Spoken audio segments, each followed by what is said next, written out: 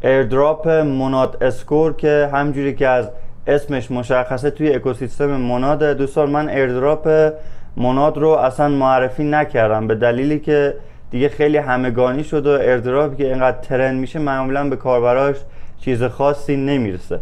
خب از اون بحث بخوایم بگذریم، این ایردراپ توی همین حوزه دیپین و ماینینگ 100% رایگانه و خیلی راحت ماینینگ، مثل پروژه بلس نیازی هم به سر زدن نداره. یک بار انجام میدید و میندازیدش یه گوشه تا وقتی که خبر لیست شدنش بیاد و پوینت هایی که ما توی پروژه داریم ماین میکنیم تبدیل میشه به توکن اسکور.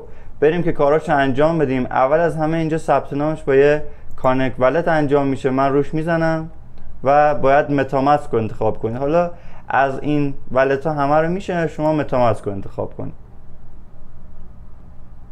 ثبت میکنیم. خب روی کانکت میزنیم. 2 تا تاییدیه داره، یک اپروو. خب دوستان همجوری که میبینید متاماسک بهش کانکت نمیشه، ارور میده. حالا بروزر متاماسک تشخیص داده که این نتورکش اسکم و حالا سکیوریتیش ریسک داره، امنیتش.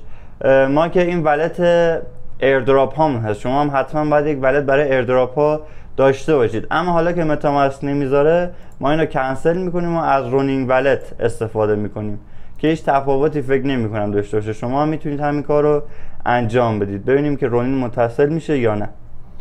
خب اینجا رمز شما بزنم، آنلاک و کانکت.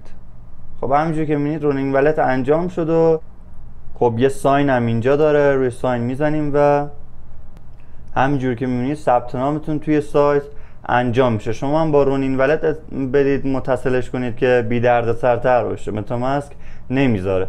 خب دوستان اول از همه شما میاد روی این ران نوت میزنید، ببینیم که اینجا یه ساین داره برای اینکه ماینینگ شما شروع بشه. روی ساین میزنیم. من دوباره ببندم رونینگ والتو.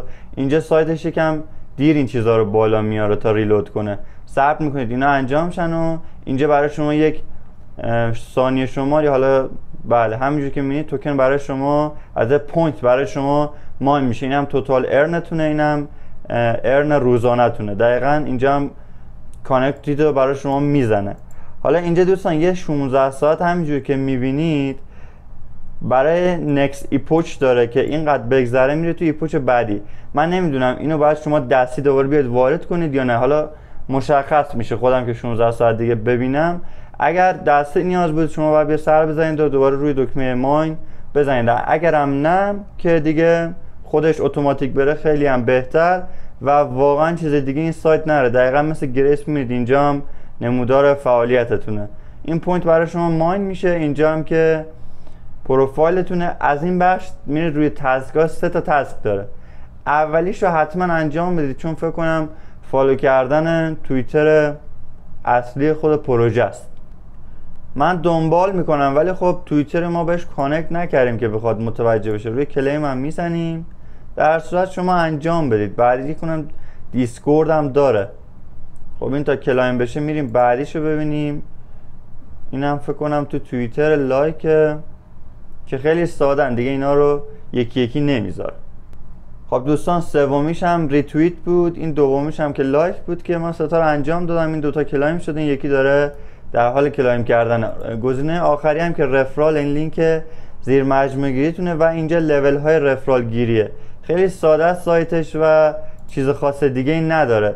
شما منتظر میمونید. اینم پوینت هایی که الان ما به دست آوردیم و میمونید که تا اخبار جدیدش بیاد. ما توی کانال تلگرام اطلاع رسانی میکنیم. حتما توی کانال تلگرام عضو باشید و همین، نکته خاص دیگه نمونه. اگه ویدیو رو دوست داشتید تا اینجا لایک کنید و مرسی که نگاه کردید تا آخر. تا یک ویدیو دیگه، خدا نگهدار.